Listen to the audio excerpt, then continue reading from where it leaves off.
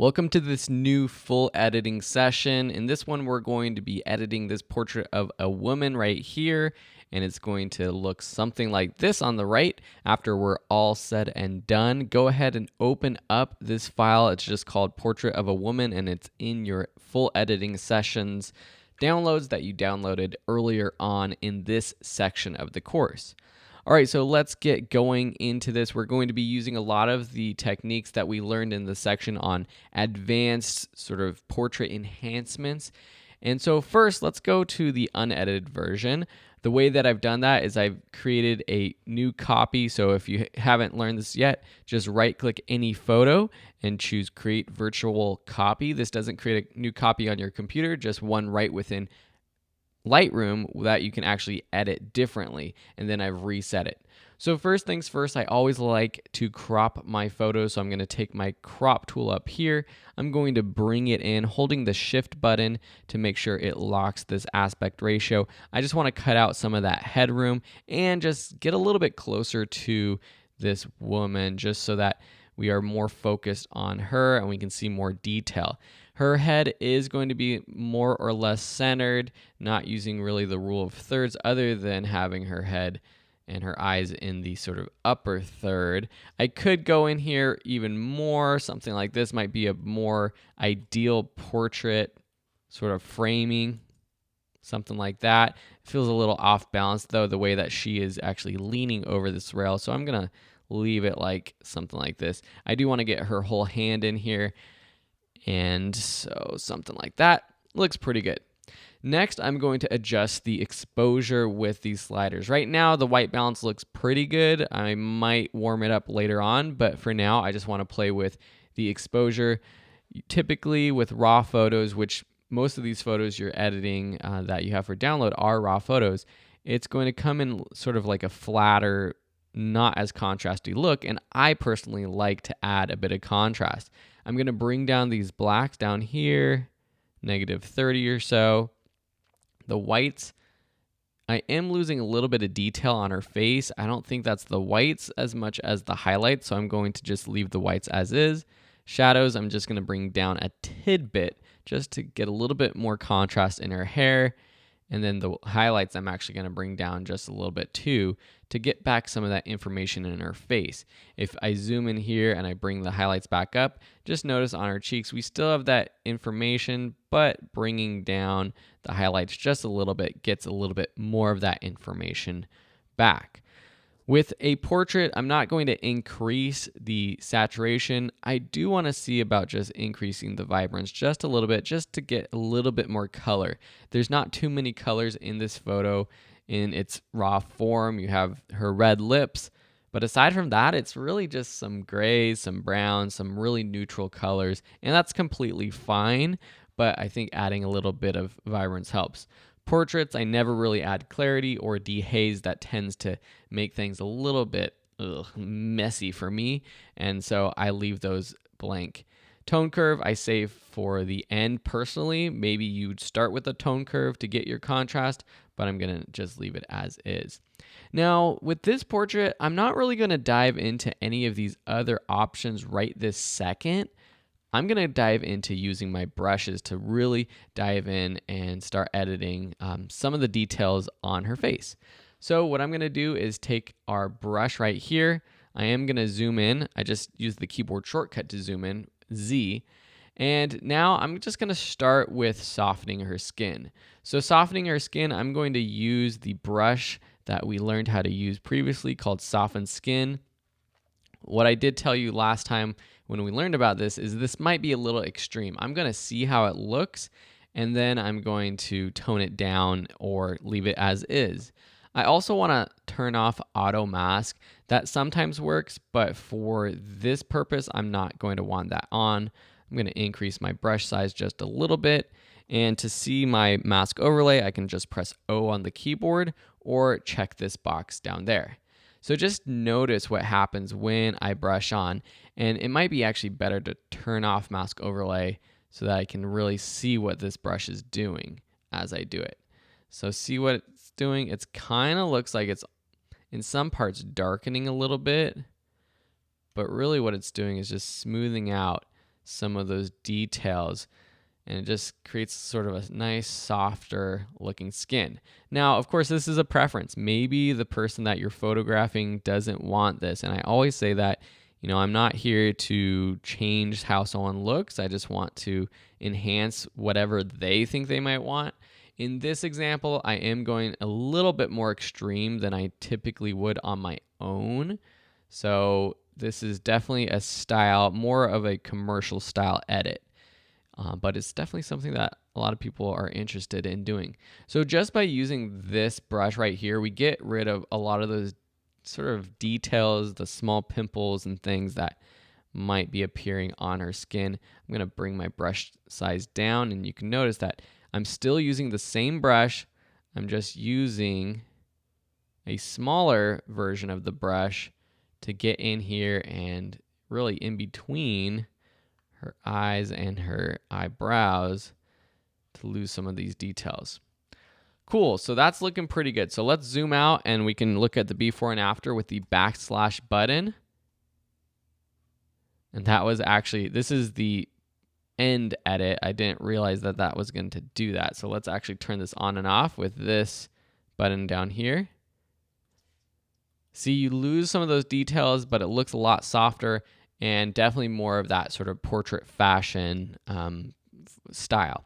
So that's a key note. If you have created a virtual copy and you were doing the before and after with the backslash button, that actually reverts to the virtual copy settings that I had already done. So make sure that if you're going to do multiple copies, you might want to create a copy before you start editing. All right, so next I'm just going to get rid of this blemish up here with my healing brush tool up here, or the spot removal brush. So I'm just going to select on that. My size looks good right now, so I'm going to click there. Looks pretty good. I'm actually going to take this sort of spot that it chose and move it up here to blend, use that part to blend. Now just going to click done. Looks pretty good to me. All right, so there's a couple more things that I want to do with brushes. First, let's focus on her eyes. So let's take a brush.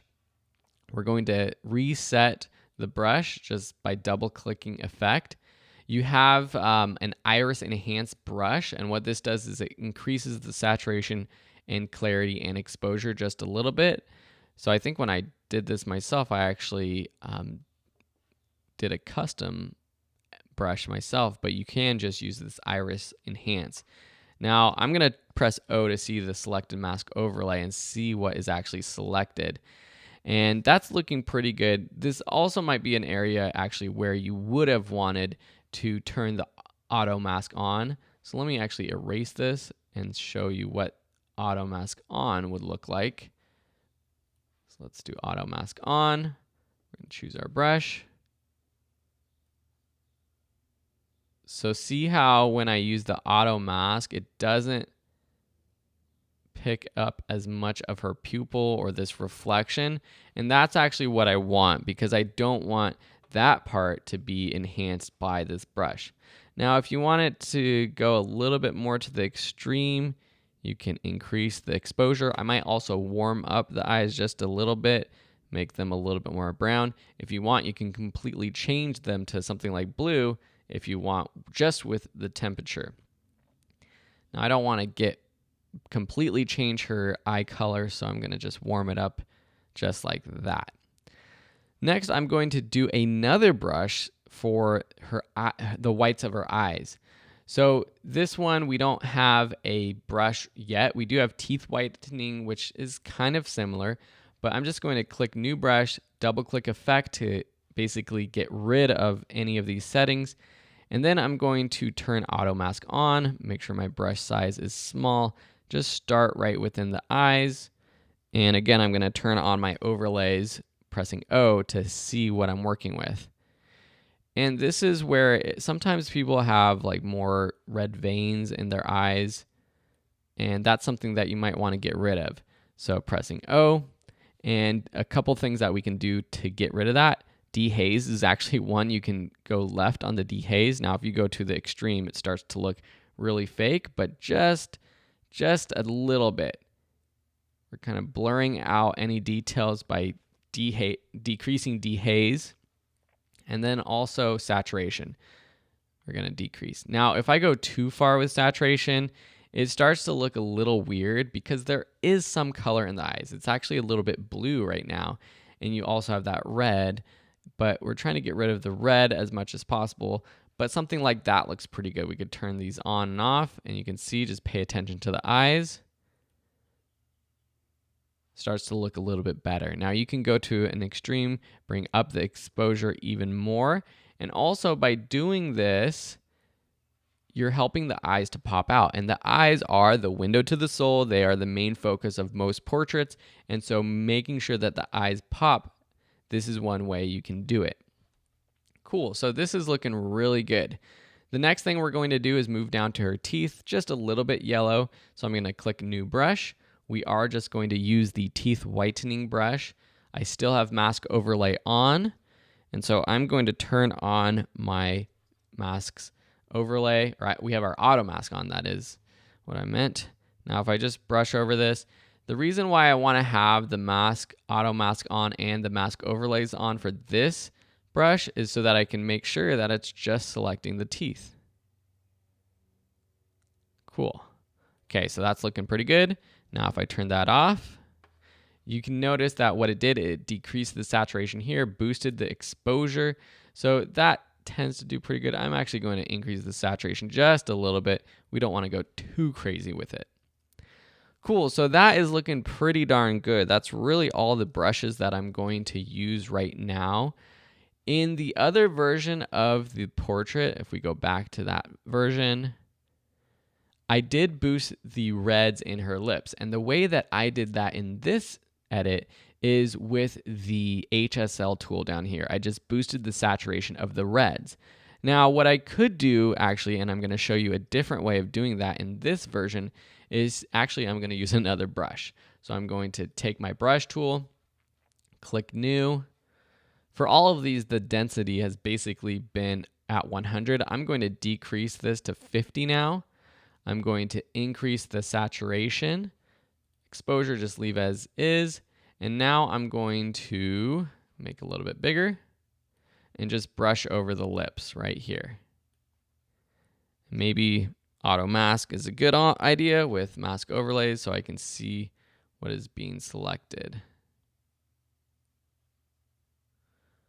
So I'm not giving her this hot pink lipstick. This is just the mask overlay. And the thing with the density is that with the density not being at 100%, you can brush over multiple times. Okay, so now I'm going to turn off that overlay. And let's see what happened if I turn the saturation back as it was. Now I increase it. It's very subtle, but it makes those lips pop. We can also adjust the tint, adding more magenta.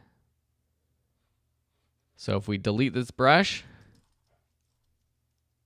now we undo it, you can kind of see that we've added a little bit more of a pop of color. And the reason I like that a little bit better than using the HSL panel is that when I use the HSL panel, we actually increase the reds that were in her hand right here. If we go back to the photo that I edited, now if I zoom in, you can kind of see that her hand has become really, really pink and red versus the new photo. It's still pretty pink, but it doesn't have the added pink that we added with the increase in saturation of the reds in the HSL panel because we focus our brush just to her lips. Cool, so that's looking pretty good. There's just a couple sort of global changes I'm going to do. One is I am going to warm up this photo. So I'm back in my basic edits. And I'm going to drag my temperature slider up, making it just a little bit warmer. If you like that kind of cool tone, then that could be something you want to go for, but I'm going to warm it up just a bit. I'm also going to add a little bit of blur. So I'm going to use this radial filter technique. So clicking the radial filter, I'm going to click and drag an oval around our face. I actually had a previous setting set, so I'm going to undo that saturation. Just pressing O to make sure that the outside of the face is selected. Looks good. Press O again, and I'm going to drop the sharpness all the way, -100, and then clarity as well, something like -33. Now this again draws our attention to her face. The issue is that sometimes this technique can look a little bit off because naturally more of this portrait would be in focus. So I'm actually going to use the eraser brush to erase some of this mask that I just added. So with this radial mask selected, click the brush button up here in the top of the mask settings, then click erase down here. And now I'm going to just erase. I can make this a little bit smaller. I'm going to erase parts of her hair. And you can really see what I'm doing if I show the mask overlay. And I'm going to erase part of her jacket up here. Maybe even like her hand right here. Top of her head.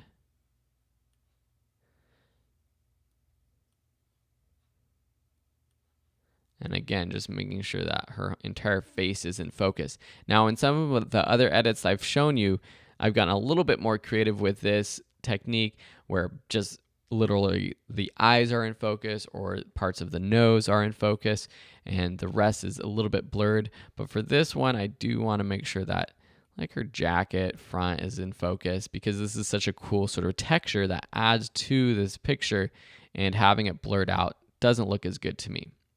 The last thing I'm going to do, or the two last things, is to adjust the contrast. If I want, I can use the tone curve. I'm using the linear curve. If you want to see the points down here, you can click this point curve option, or you can just do a custom, however you want. And I'm just going to add a little bit more contrast. Definitely going for a little bit more of a fashion photo type edit, something like that. And then this is really the last thing I'm going to do, which is a post-crop vignette. Again, trying to focus the attention on her. So I'm going to bring up the feather all the way to 100. That's my personal style. I don't like hard vignettes. The midpoint I'm going to bring in, but the amount I'm actually going to drop back down. So the amount is around -25 or so, midpoint around 30, 20, 25, 30. And that's looking pretty good. Let's see how I did with comparing it to what I had edited previously. So the one on the right is the one that I'm currently editing. The one on the left is what it looked like before, or the previous edit that I practiced on. Now for kicks and giggles, let's just go ahead and reset. Wow. So we went from that to that, that to that. Pretty good, right? We can also do this comparison right here to see the before and after with the crop that we added. So a big change, definitely more of a fashion edit. Just a recap of what we did, we softened the skin, we enhanced the eyes, we also added a little bit of color to her lips. One thing I didn't do, actually, I had done in the practice edit, was a little bit of contouring to her cheeks, which I used the contour brush that we had created, or something similar, this face contour. So what I had done was enhanced her cheeks just a little bit, just with a little line like that. And then I also created a new brush like this. I increased the tint and the size, and we added a little bit more color to her cheeks. Something like that. We can even add a little bit more color. So again, just adding a little bit more style to this. Definitely, let's go see the before and after again. So a lot of things we did. So we did that face contouring. We enhanced the lips color. We widened the teeth. We added a little bit of blur to everything except for her face and some of the details. We added that vignette. And of course, we played around with the basic exposure and white balance setting to warm it up. Awesome. Thanks so much for watching. If you have any questions, please let me know. Otherwise, we'll see you in another lesson.